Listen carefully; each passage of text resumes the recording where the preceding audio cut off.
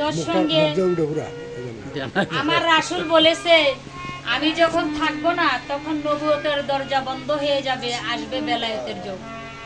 সে বেলায়েতের যুগে থাকবে কি আহলে বায়াত, আহলে বায়াত, আহলে বায়াত। আহলে অর্থ বংশধর, বায়াত অর্থ তার বংশধরের হাতে হাত দিয়ে আত্মসমর্পণ করে পূর্ণ অপূর্ণ থেকে পূর্ণ মানুষ হওয়া, তার নামই হলো আহলে বায়াত। আমার রাসূল যেটা বলে গেছে।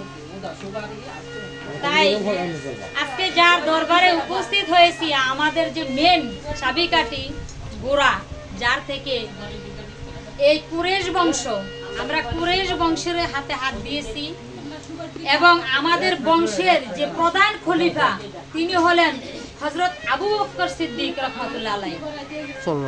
সে বংশধর থেকে আমাদের এই বংশ এসেছে। আর আমরা এই বংশ পেয়েছি পীরানে পীর হযরত মাওলানা আব্দুল হাসনাত শাহ আব্দুর রহমান সিদ্দিকী আল কুরাইশি গ্রুপে হাজির পীর অষ্টগ্রামী আল কাদরি আল চিস্তি আল নকশবন্দি ও মুজাদ্দাদি রাদিয়াল্লাহু আনহু এর স্মরণে তার পাক রওজায় আমার লাখো কোটি প্রণাম ভক্তি।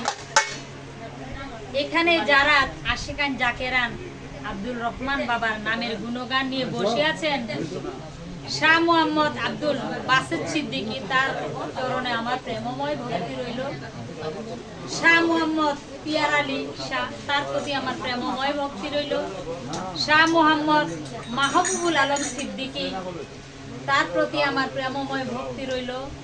ফকির মোহাম্মদ তোতামিয়া পাগল সিদ্দিকী, তার প্রতি আমার ভক্তি রেখে মা বোনেরা আশিকান জাকেরান বাহিরে যারা আছেন এখানে সকলের প্রতি আমার সালাম রেখে শ্রদ্ধা রেখে আমি রাত যেহেতু বেশি হয়ে গেছে, আমি বন্দনা গান করার সময় পাবো না।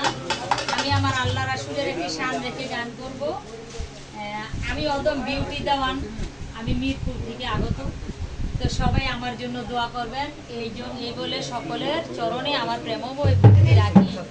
সবাই দোয়া করবেন। আসসালামু আলাইকুম ওয়া রাহমাতুল্লাহি ওয়া বারাকাতুহু ও মাগফিরাতু ও জান্নাতু। আচ্ছা, যেহেতু বাবা একটা কথা বলি, যেহেতু খালি গলায় গান, আমি তো এত জোরে আর গাইতে পারবো না। আস্তে আস্তে করি, আপনারা আস্তে আস্তে একটু নীরবতা পালন করে থাকবেন।